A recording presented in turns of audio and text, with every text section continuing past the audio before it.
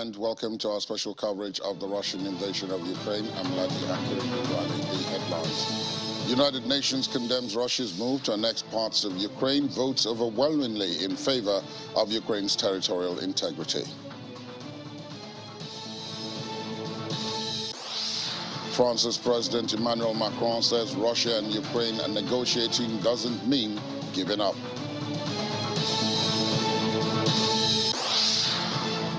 And Russia's President Vladimir Putin says Russia can still supply the European Union with gas via the Nord Stream 2 pipeline.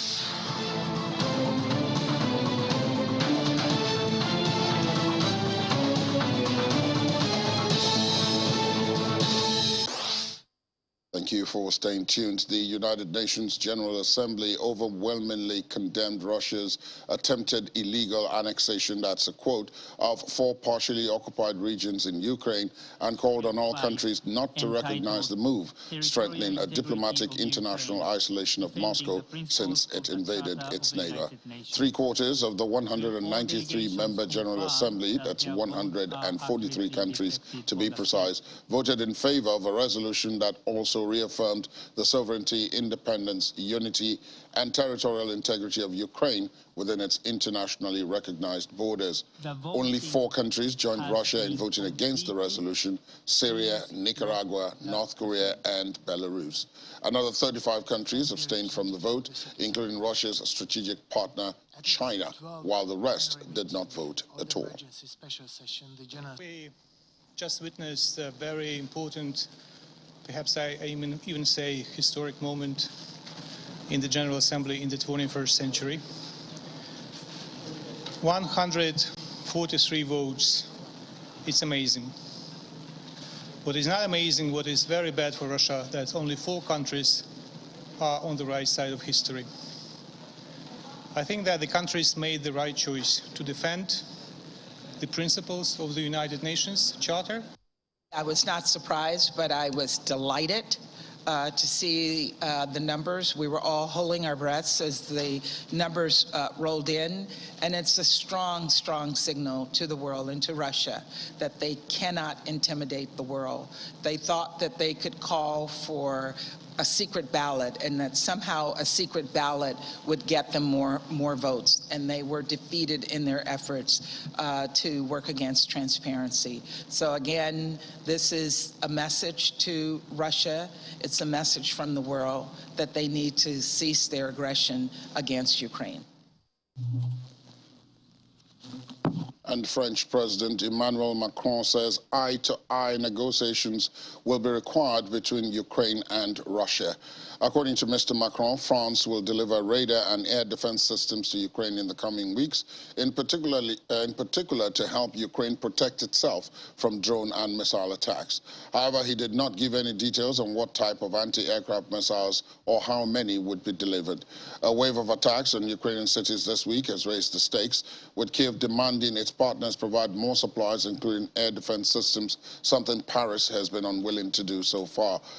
France has previously supplied Mistral shoulder-launched anti-aircraft missiles to Ukraine. And former United States Security Advisor John Bolton says there will be consequences for Russian President Vladimir Putin should he use nuclear weapons in Ukraine. Speaking on a televised show, Mr. Bolton put forward the possible U.S. responses when quizzed on the escalation of the Ukraine conflict. He says Russian nuclear weapons use poses personal risks to Mr. Putin. Like Iran, or North. What should America, what should NATO, what should the West do? Well, I think one thing that's important before we get to that stage is to increase our efforts to deter him from thinking about it. Signing a suicide note, why? Because we cannot allow the use of nuclear weapons in Ukraine or anywhere else from terrorists like Iran or North Korea, as well as... For sure, but to be clear, you're saying that if he did this, if he launched nuclear weapons... And top U.S. General Mark Milley has condemned the indiscriminate Russian missile strikes on Ukraine that killed civilians, suggesting that they met the definition of war crimes under the international rules of war. The comment comes after Russian air attacks killed 19 people and wounded more than 100, as well as knocked out power supplies across Ukraine, adding new urgency to Kiev's long-standing calls for air defense to protect its cities. General Miley said the U.S. and other partners stood ready to help Ukraine as long as it takes. And also taking part in that news conference, Defense Secretary Lloyd Austin condemns Russian President Vladimir Putin's threat to use nuclear weapons, but said there was no sign yet they would become a reality. And of course, in the past few days, Russia has increased their strikes on civilian infrastructure, power generation, and dams. Russia has deliberately struck civilian infrastructure with the purpose of harming civilians. They have targeted the elderly, the women, and the children of Ukraine. Indiscriminate and deliberate attacks on civilians targets is a war crime in the international rules of war. Ukraine and its citizens have suffered greatly, but the people and the nation of Ukraine endure. And as President Biden has said, and many other national leaders have said, we will do as much as we can for as long as we can, and we will do as much as it takes for as long as it takes. Putin's saber-rattling is reckless. Nuclear saber-rattling is reckless and irresponsible. We don't expect to see and hear that kind of behavior from a major nuclear power. And so that's very dangerous, and you've heard a number of leaders around the world emphasize that. You should know, and I know you do, that we take this very seriously. And this is something that we remain focused on, and we continue to watch indications and any type of warning that he may have made a decision to go in a different direction. We've not seen any indicators at this point that would lead us to believe that. But again, this is not something we look at once and leave alone. This is something we remain focused on 24 hours a day, 7 days a week. And Germany says it is receiving less oil, but still had adequate supplies after Poland found a leak in the Druzhba pipeline that delivers crude from Russia to Europe that Warsaw said was probably caused by an accident rather than sabotage. The discovery of the leak in the main route carrying oil to Germany, which operator Pern said it found on Tuesday evening, comes as Europe is on high alert over its energy security in the aftermath of Moscow's invasion of Ukraine, which has cut off supplies of gas. Meanwhile, Polish Prime Minister Mateusz Morawiecki says it is too early to say whether the leak in the Polish section of the Druzhba oil pipeline from Russia was accidental damage or caused by sabotage. Mr. Morawiecki said, quote, many steps don't point straight to the Kremlin, but want to be very responsible and only then confirm our assumptions. A meeting of EU countries in Prague left the status of a gas price cap in a new package of proposals to tame soaring energy prices unresolved, but it will include steps to start joint gas purchases. The 27-member EU is plotting its next move to shield consumers from surging bills as Europe heads into a winter of scarce Russian gas, a cost of living crisis, and the looming threat of recession. EU Energy Commissioner Kadri Simpson said it was still unclear if there was enough support among countries for a price cap on gas used for power generation to be added to the October 18 package, a move many countries have asked for. Joint purchases. We will propose, and our proposal on 18th of October will consist these kind of proposals where we have maximum consensual support, and we will see over the weekend how we can proceed with capping the gas for power generation, if this is at that stage that we can say that there is a broad majority of member states supporting this measure. Thank you. We want to speed up the joint purchases and to use the purchasing power of the whole European or if you want, EU economy in order to get security in supplies for the next winter, which might be even more critical than this one. So the Commission was asked to speed up the works, and there is a clarity that, we will purchase the gas for the next winter together through the joint purchase platform. And staying with gas supplies, President Vladimir Putin of Russia says gas could still be supplied by the one remaining intact part of the Nord Stream 2 pipeline. But the ball was now in the European Union's court on whether or not it wanted gas supplied via it. Mr. Putin also said that one line of Nord Stream 2 pipeline is likely to remain functional as it maintains pressure.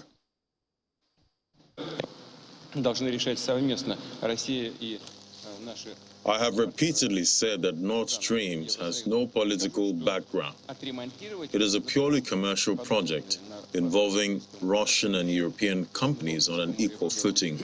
So its fate should be decided jointly by Russia and our partners in the European Union. I should say that repairing the undermined gas pipelines running under the Baltic Sea is of course possible, but it will only make sense in case of their economically sound operation and, of course, in case of ensuring the safety of the route.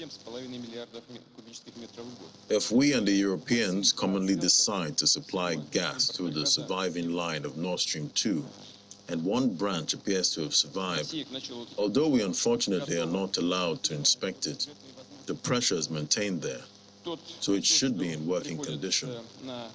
Its capacity is 27.5 CBM per year, about 8% of all gas imports in Europe. Russia is ready to start these supplies. The ball is in the EU's court.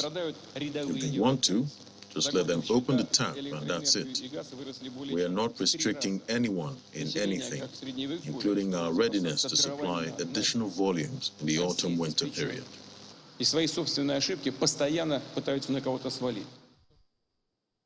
Meanwhile, Russian President Vladimir Putin will meet Emir Sheikh Tamim bin Hamad Al Thani in Kazakhstan.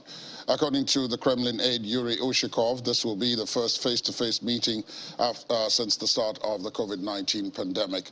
The leaders will discuss issues of bilateral cooperation not only in the political but also in the trade and investment areas. In addition to politics and the trade and economic sphere, the cooperation in the energy market, cooperation between Russia and Qatar within the framework of the Gas Exporting Countries Forum will also be discussed between both leaders. Let's talk now to Victoria Sereda, Senior Fellow, Forum of Trans-Regional Studies, Senior Researcher at the National Academy of Science. She joins us virtually from Benin. Good morning to you, Victoria. Nice to have you on the program. Good morning. Let's start with the big news out of the United Nations, that overwhelming vote in favor of not recognizing the annexation of parts of Ukraine by Russia. Does this, in your view, change anything in reality on the ground, especially because some of the usual people expected did not vote in support of it?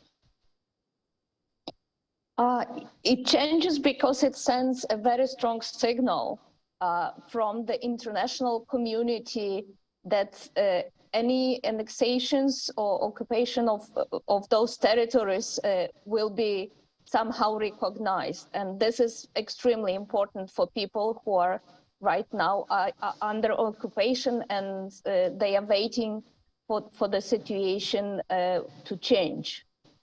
Do you think, because the other thing that also came out, and possibly the more concerning part of this, is the threat of the use of nuclear weapons. I know you are not in Ukraine, you are in Germany, but I know you are in constant touch with home.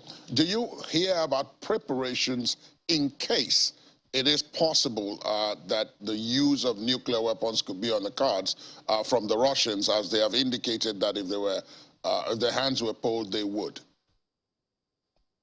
Yes, government does a lot of preparations for the civilians, spreading information, how to behave, what to do in all regions of Ukraine, because you cannot assume or know which, if this nuclear weapon will be used, in which part of the country it might be used. We saw just recently, last week, that actually missiles were shot, over 80 missiles were shot all around the Ukraine. So Russia is trying to show that if we want, we can hit any region of the country, sending certain signals as well.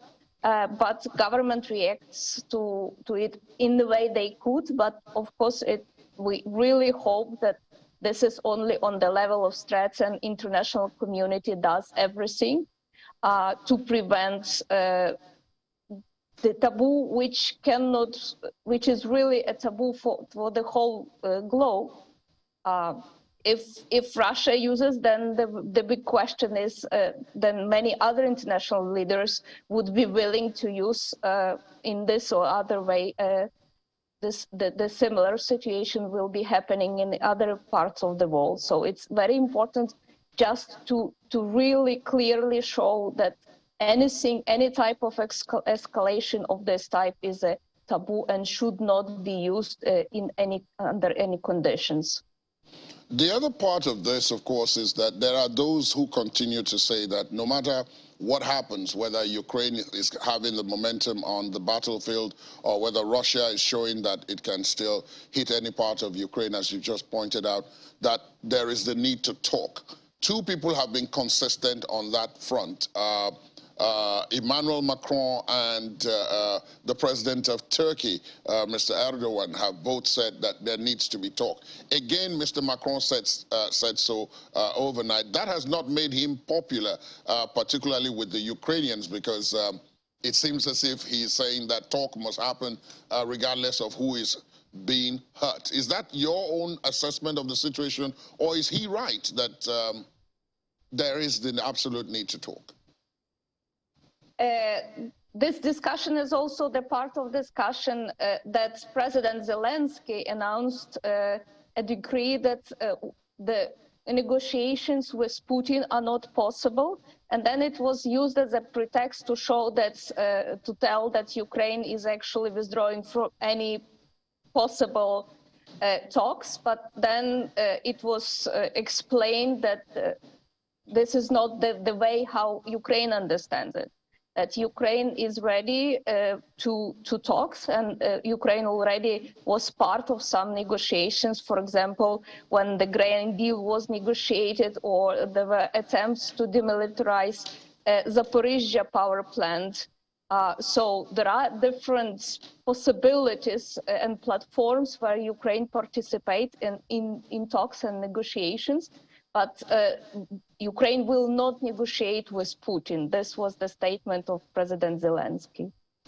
Let me bring you to the grain deal, which you mentioned a bit. People tend to forget that the deal is not permanent. It is for 120 days in the initial stage, and then it can be renewed. That time is getting closer. But it doesn't seem as if there's much attention being focused on that. Could we be looking at a looming catastrophe, sort of, in case it doesn't get renewed because it just lapses because nobody remembered that that was going on at the same time as all these other things were going on? Yes, and it could be used as another leverage of pressure onto international community from the side of Russia. Saying that now, because we see the escalation, or we see certain other things they don't like about the situation in Ukraine, like hitting Crimean bridge, and so we withdraw from any talks, and let's international community put pressure on Ukraine for this. The other thing, of course, is that you are in Germany, and Germany says it has adequate supplies for now, even though it isn't receiving enough gas. But that is going on at the same time as, on the other hand, the EU is unable to agree on that price cap on the purchases of gas supplies, particularly if they're coming from Russia, because different countries have different approaches to it. Do you think this might create problems. We are going into winter, and anyone who has witnessed winter in Europe will know that that's no joke.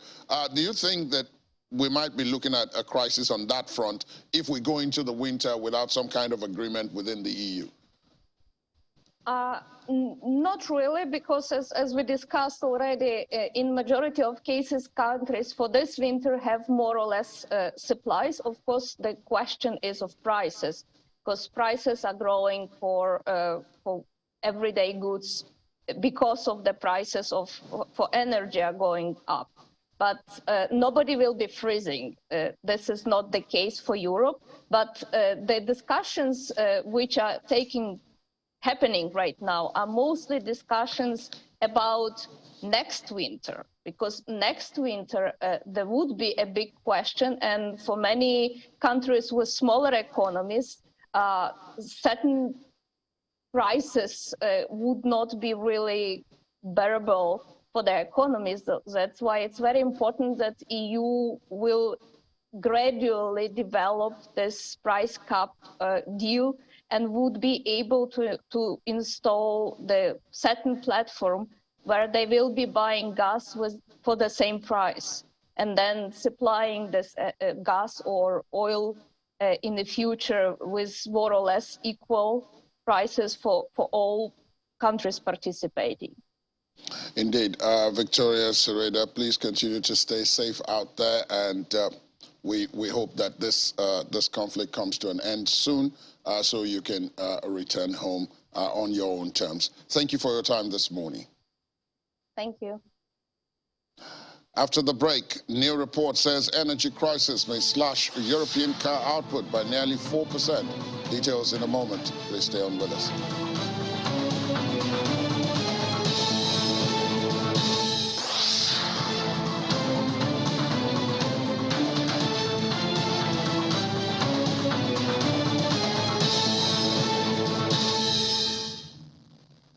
Thanks for staying tuned. Welcome back. Saudi Minister of State for Foreign Affairs Adel Al-Jubeir says his country has partnered with Russia to slash oil production in order to stabilize markets, and denied that there were political motives behind the decision, which has enraged U.S. leaders and sparked calls to rethink ties with Riyadh. Last week, OPEC Plus, the oil cartel led by Saudi Arabia and Russia, agreed to slash production by 2 million barrels per day, twice as much as analysts had predicted in the biggest cut since the COVID-19 pandemic. The move came despite intense pressure from the United States, which had warned Arab allies that such a move would increase prices and help Russian President Vladimir Putin continue to fund his war in Ukraine. Experts also fear that continued high oil prices could make it more difficult for the U.S. to tamp down inflation, which has already skyrocketed this year. Mr. Al-Jubeir, who is also the country's climate minister, said the production cut was made to avoid major swings in the price of oil, which can affect consumers worldwide, and pointed to the fact that the price of oil has gone down since the reduction was announced last week. Prime Minister Denis Shmyhal has urged Ukraine citizens to stock up on essentials to prepare for a, quote, harsh winter amidst power cuts. Mr. Shmyhal said people should make sure they have good supplies of warm clothes, candles, touches and batteries after Russian airstrikes launched at the start of the week hit key infrastructure targets. He asked Ukrainians to increase electricity consumption at night, or to decrease electricity consumption at night, and asked for businesses to turn off power-consuming appliances such as advertising banners. However, Mr. Shmyhal said authorities had already secured sufficient energy resources and power networks, as well as extra equipment. Russian missiles hit Ukrainian cities both on Tuesday and Wednesday, when dozens of strikes killed 19 people. Over 100 people have been wounded, and power supplies were knocked out as a result of this biggest aerial offensive since the start of Russia's invasion of Ukraine on February the 24th. And Chinese President Xi Jinping is poised to cement his role as China's most powerful leader in decades, as members of the country's ruling Communist Party meet for a twice-a-decade leadership reshuffle that begins on Sunday. In recent years, these meetings have seen a streamlined transfer of power. The convention is for the top party leader, having completed 2 5-year terms, to pass the baton to a carefully chosen successor.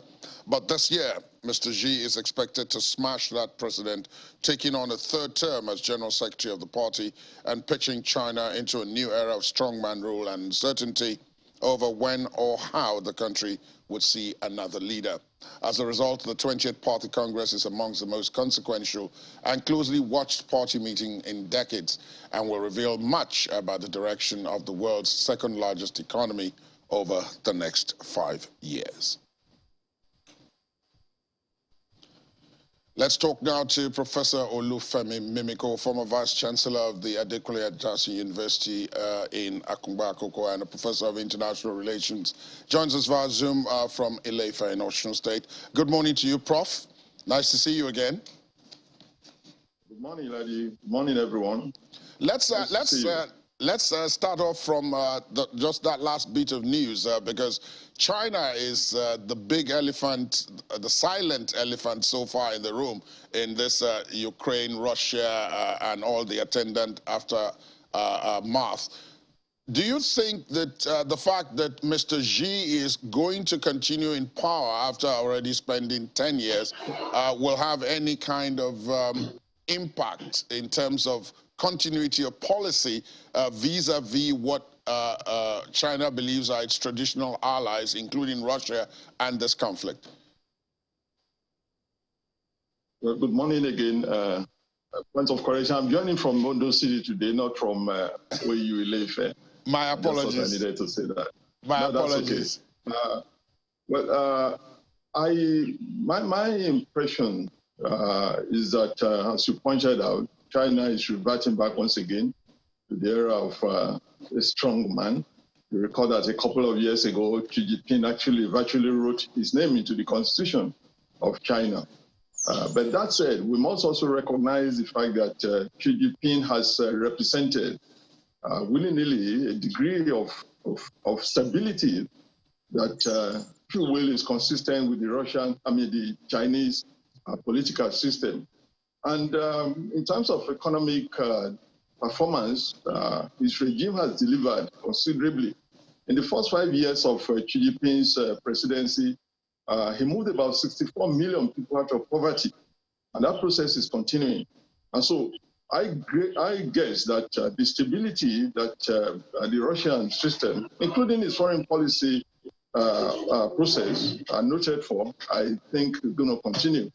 I am not sure that the Chinese will be eager to dump Russia for several reasons. Number one, the Chinese too are not too comfortable with a global system that is dominated by a hegemon, i.e. the United States of America.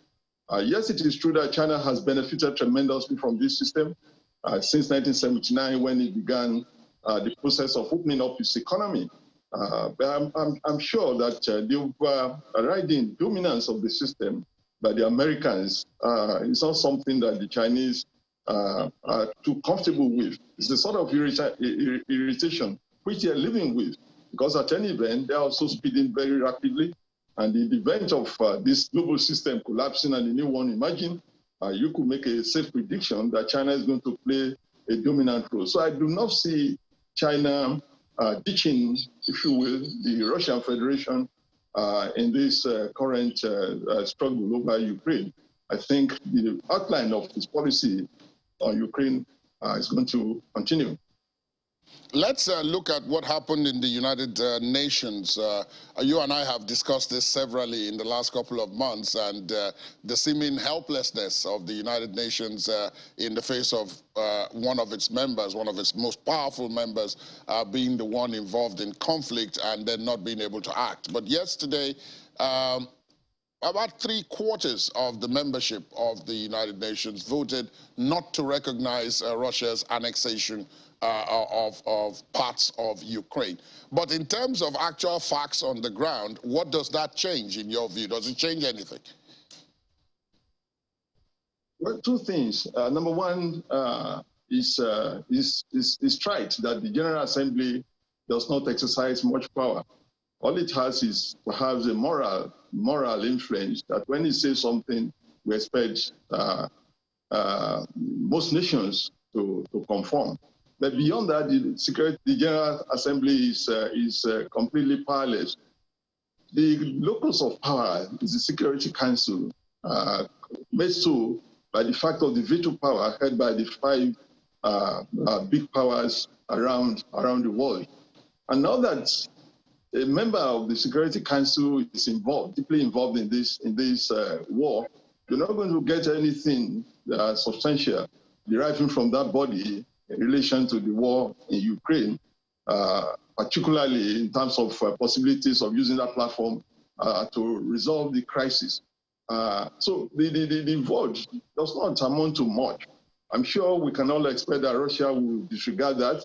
The Western Alliance that led the General Assembly to make the vote also is aware that it's not going to amount to much other than the moral issue, the moral factor that I spoke about earlier. Nobody wants to be seen as going against the world. But in the circumstances in which we are, it's a war situation, and I'm not sure Moscow is going to be too bothered by that type of vote. Prof, I know that you're a scholar who has spent quite a great deal of time talking and studying a strategic interest. And it does appear that there are those who have defined foreign policy as just simply the continuation of strategic domestic policy, except that those who are involved now are those who are outside. It does, in all of this, many people point out that Africa, and in particular Nigeria, which could have been the hegemon on the African continent, is completely, sidelined, is completely in the stands as a spectator when all these world events are happening. And that is put down to the fact that we do not have any kind of discernible foreign policy or strategic interest that we are pursuing outside of our borders. Again, I want to ask the question, using the example that you gave us of China, the example of Russia, the example of the United States, what lesson is there in this for Nigeria? We're approaching elections next year, to talk about a change of direction in terms of actually defining and, more importantly, implementing a strategic international policy that emphasizes interest. Yeah, thank you very much. As you mentioned, basically foreign policy is the projection abroad of the internal realities of a social formation of a country. And so a lot of what you are able to do or what you aspire to do in the global system is connected to what you are at home. Nigeria has come a long way, no question about that. The time there was in the early 70s, just after the end of the Civil War, the discovery of oil, the joining of OPEC, Nigeria became the loud voice on the continent of Africa. It became a country that was widely consulted, especially on issues related to Africa. General Gowon was the toast of the world, as it were, especially because of the way he handled the Civil War and his determination to ensure that the war didn't last beyond the formal closure of hostilities. But we have come a long way. Now the Nigerian economy is completely, if you permit the word, in a mess. Half of the population lives in absolute poverty. We've been rated as the global capital of poverty in the world, of extreme poverty, mind you. Insecurity has completely made us to lie prostrate. And so everybody knows what is happening to Nigeria. We have a debt overhang running into scores of billions of dollars. Too many countries do not give much regard to such a country. You have the population, but the population is only useful if you can mobilize it appropriately. And so if you have 200 million people, almost a quarter of the population of the African continent, they are located at a very strategic point on the continent of Africa. But if you are not able to drum up, to bring up the type of power elements that you require, power elements like economic strength, military capability, internal cohesion. If you are not able to bring all of this together, you'll not be able to project any global influence. That is unfortunately the situation in which we are. And so the best we're able to do is for us to go to attend the swearing of a general as a civilian president in Chad, go to Dubai to witness the swearing in of a new sheikh. Those are the elements that we are able to deal with in the present instance. And so it's important that going forward, we begin to do something about the basic nation-building challenges that we face. I have argued that these are normal nation-building challenges that all countries face. The difference is that other countries are managing theirs in a very, very strategic and constructive manner. I'm not sure we're doing such. As a matter of fact, we have completely mismanaged our diversity, which ordinarily should be the basis of our strength. So going forward, we must be able to get people into office who, number one, are going to take on the economic challenges that the people face frontally and be able to deliver. There are some quick wins that any president that comes in May next year should be able to quickly get delivered. You're also going to be able to find a way to manage the internal diversity of the country. If you're able to do all of this, then you begin once again to project some degree of power on the continent. But today, we buy virtually every instrument of war that we need.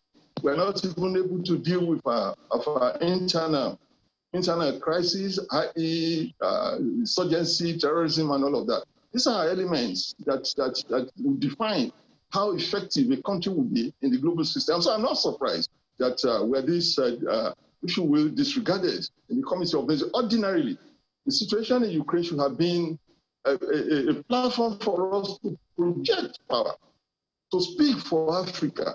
We're talking now of the possibility, either by out of commission or commission, of a nuclear war. Of course, Africa should be concerned, but nobody is speaking for the continent. It's just unfortunate.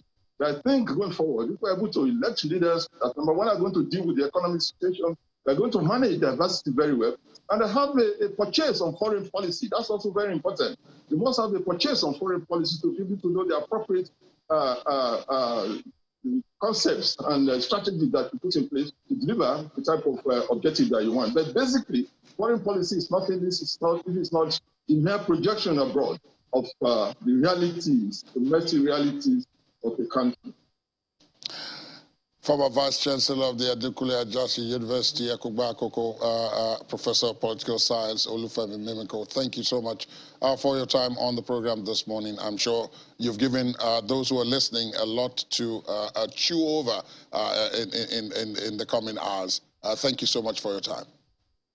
My pleasure. Thanks for having me. And after the break, King Charles III looks to restore 18th century clock in special TV appearance. Please join us again.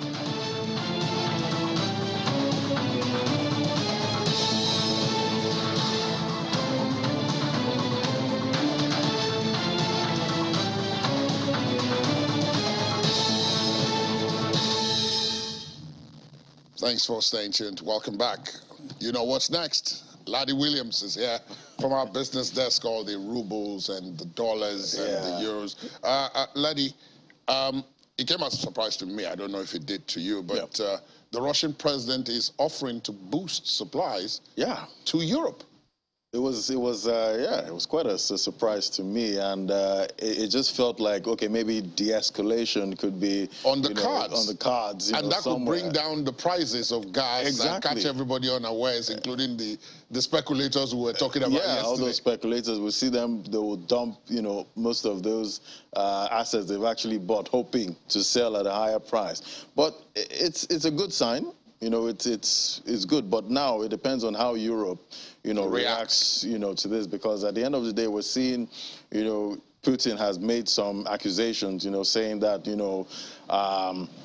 the U.S., could be sabotaging the Nord Stream, pipeline so that, they can sell their LNG, to Europe at much higher prices. At much higher prices. It sounded odd, but it has very it's logical. It sounds quite logical, but there's nothing to prove that. So it's still speculation at this point. But Putin is saying, you know what?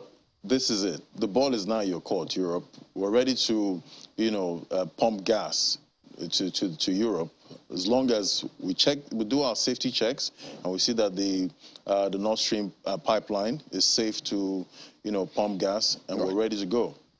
So now it's left for you to actually, turn on your taps and you get the actually, gas. that's what his word. Yes. Turn on the taps. Turn on the we taps. can actually turn on the taps. Exactly. So it'll be good for, Germany and Europe as a whole, because we see how they've been struggling, with the gas issues, trying to, get as much gas for the winter to save their, we know they're an export-dependent economy, so they need their manufacturing, they need that gas, for their manufacturers. The households, need the gas. We see how they've been planning on getting some kind of buffer for households, talking about because we've seen how much gas prices have risen. Right. So if this, happens, they get the gas they need, then we'll see prices, drop.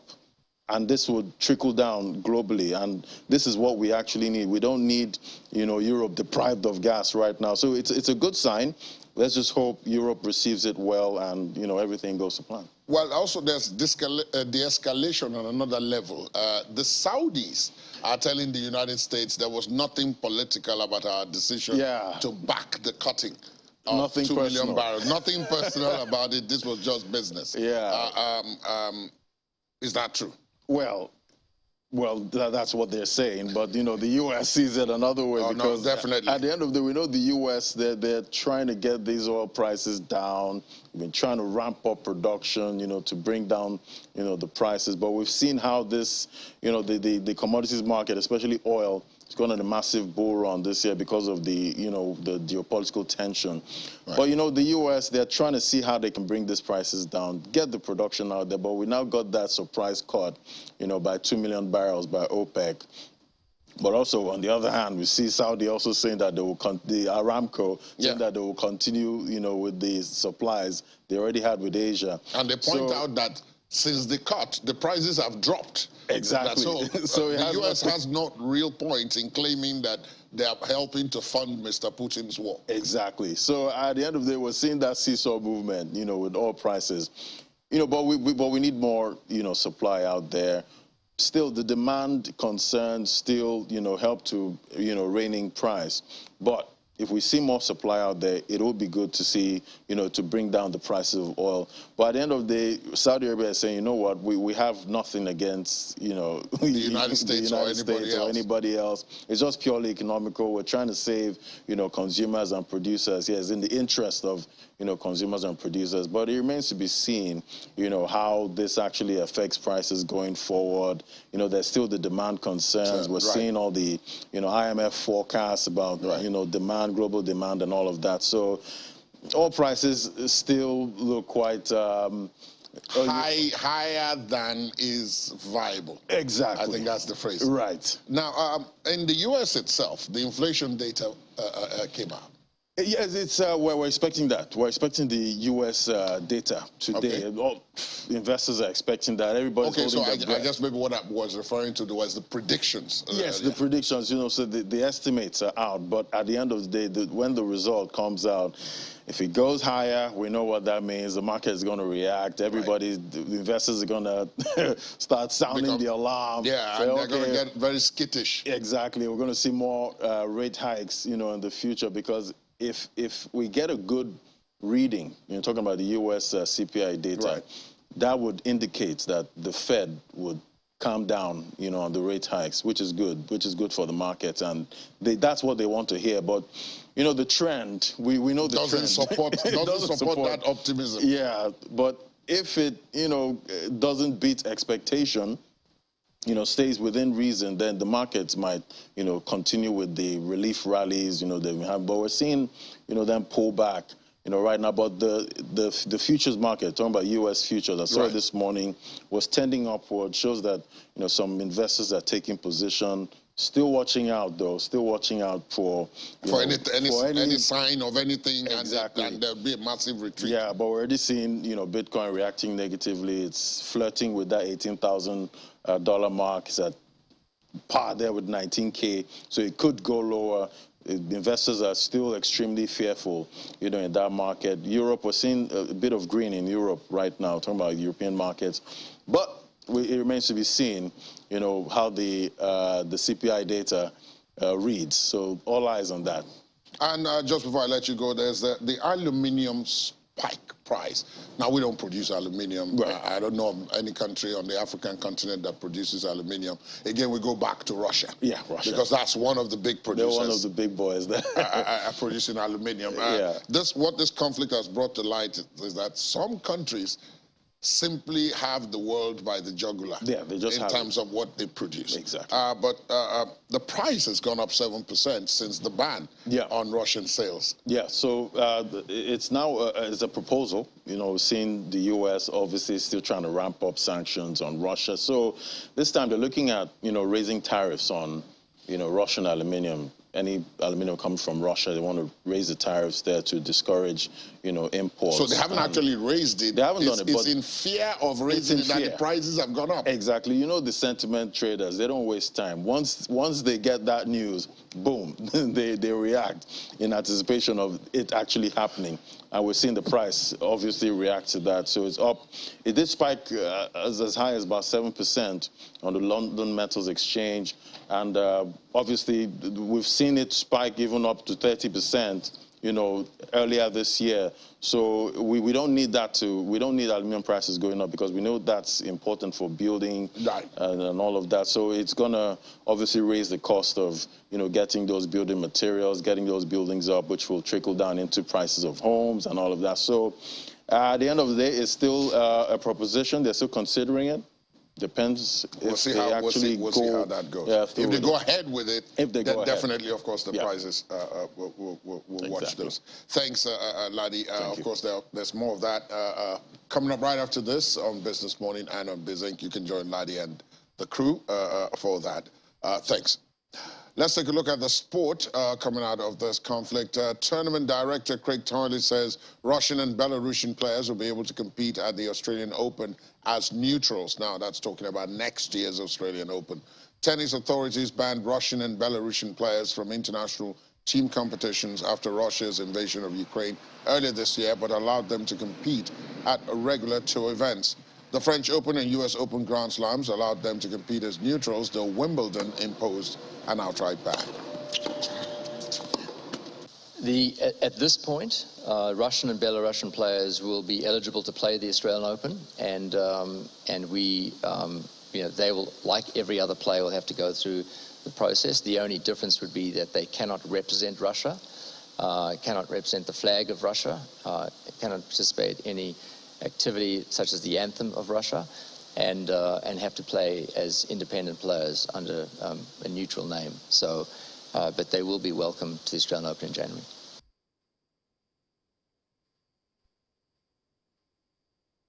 And finally on the program, King Charles III will send 2 historic items, including an 18th century bracket clock, for restoration during a television show called The Repair Shop. The monarch's TV appearance is part of the broadcaster's 100th anniversary celebrations and will see him join the show's hosts on the mission to preserve heritage craft skills. The episode was filmed between the fall of 2021 and March this year, before Charles became monarch following the death of his mother, Queen Elizabeth II. The coronation of King Charles is to take place in May 2023. The Repair Shop features a team of craftspeople who restore items their owners thought were beyond saving.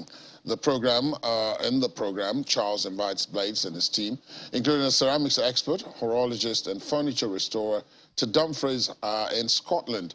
They're tasked with restoring an 18th century bracket clock and ware ceramic made for Queen Victoria's Diamond Jubilee. And that's for the history and antiquities. Thanks for being viewed this morning on the program. My name is Ladi Akiri-Duluale. There's an update at 5 o'clock within the world today and throughout the day. But for now, do have yourselves a pleasant day ahead. Good morning.